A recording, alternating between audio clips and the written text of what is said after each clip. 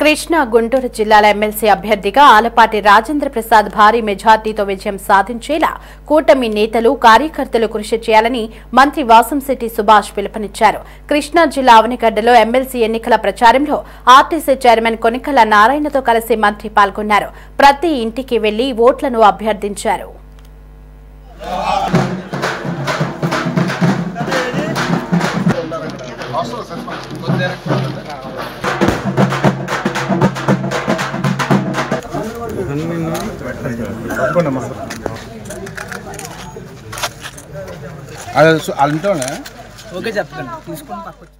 అవనిగడ్డ కాన్స్టిట్యున్సీలో మండల బుద్ధప్రసాద్ గారి నాయకత్వంలో ఇక్కడ తెలుగుదేశం కార్యకర్తలు కొనగల శ్రీనివాస్ గారు అలాగే కొనగల నారాయణ గారు జిల్లా అధ్యక్షుల ఆధ్వర్యంలో ఈరోజు తెలుగుదేశం కార్యకర్తలందరినీ కలుసుకోవడం జరిగింది. ముఖ్యంగా ఆలపాటి రాజేంద్ర ప్రసాద్ గారి విజయం కోసం మరి ఆయన విద్యా సంస్థల అధినేత, ఎంతోమందికి బంగారు భవిష్యత్తు ఇచ్చిన వ్యక్తి, అలాగే సీనియర్ నాయకులు, టీడీపీ నాయకులు. ఆయన విజయం నల్లేరు మీద నడకగానే ఉంటుంది. గత ప్రభుత్వం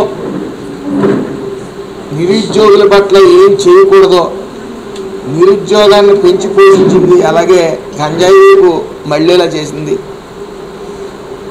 ఎక్కడ ఒక నోటిఫికేషన్ లేకుండా నిరుద్యోగులను గాలికి వదిలేసిన ప్రభుత్వం వైఎస్ఆర్సీపీ ప్రభుత్వం.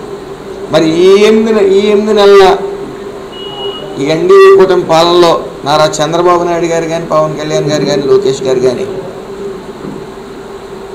ఈ యొక్క ఏదైతే రాష్ట్ర ఆర్థిక అభివృద్ధి సర్వనాశనం చేసిందో వైసీపీ, దాన్ని రీకన్స్ట్రక్ట్ చేసే ప్రయత్నంలో మరి సుమారు 6,83,000 కోట్ల రూపాయల పెట్టుబడుల్ని ఈ రాష్ట్రానికి తీసుకురావడం జరిగింది. దాని నిమిత్తం సుమారు 5 లక్షల ఉద్యోగాలని రానున్న 2 సంవత్సరాల్లో ఇవ్వబోతా ఉంది. అది పూర్తిగా నిరుద్యోగం మీద దృష్టి పెట్టి ఏదైతే ఎన్నికల మేనిఫెస్టోలో 20 లక్షల ఉద్యోగాలు ఇస్తామని చెప్పి ప్రామిస్ చేశారో దాని పునాదిగా ఈ 8 నెలల్లో సుమారు 5 లక్షల ఉద్యోగాలని భర్తీ చేయడానికి సర్వం సిద్ధమైంది. ఏదేమైనప్పటికీ మాలో మేమే పోటీగా ఇటు గుంటూరు జిల్లా మీద కృష్ణా జిల్లా ఎక్కువ మెజార్టీ తీసుకురావాలనే కృషితో మేము అందరం పనిచేస్తూ ఉన్నాం. అలాగే కార్యకర్తలందరిలోని రెట్టింపు ఉత్సాహం నెలకొంది.